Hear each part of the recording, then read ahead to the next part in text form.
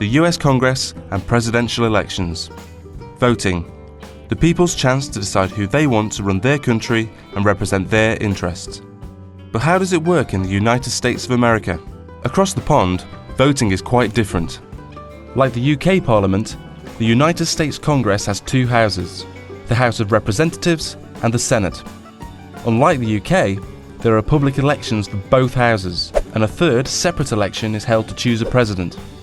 In the US, the president is both the head of state and the head of government.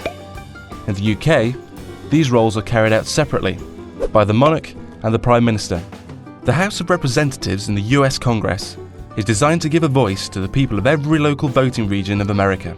Members of the House of Representatives stand for re-election every 2 years. Each state is split into districts, and each district votes for one representative. The number of districts depends on the population of each state.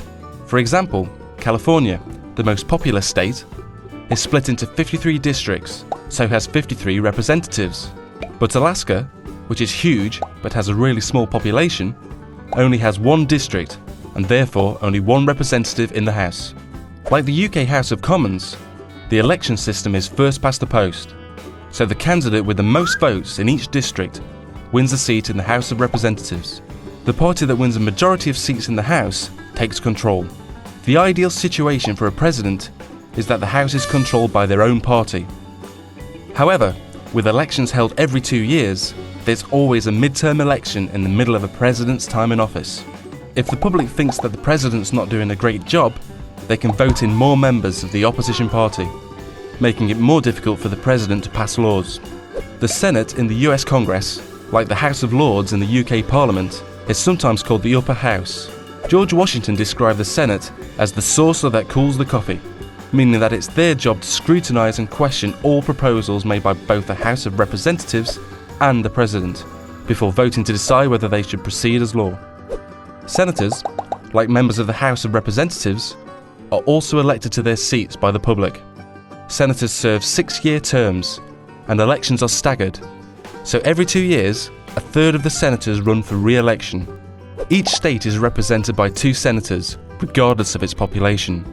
And again, the first-past-the-post voting system is used, so the candidate with the most votes wins.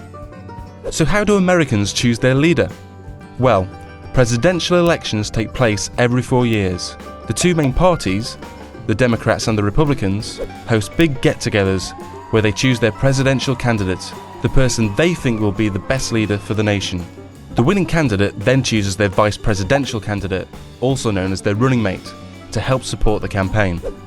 Presidential candidates usually choose someone with different areas of skill or knowledge, so they present voters with the best package. Together, they're known as a ticket. Presidential candidates from both parties then start out on massive election campaigns to gain as much voter support as possible. They travel across the country and hold great big campaign rallies where they set out their policies and their ideas for the whole country. These campaigns cost money, lots of it. So both candidates have large campaign teams who help raise the tens of millions of dollars needed to keep them afloat. When it comes to election day, the public go to the polls to vote for one presidential ticket. So far, so easy. However, the public don't vote directly for their choice of president.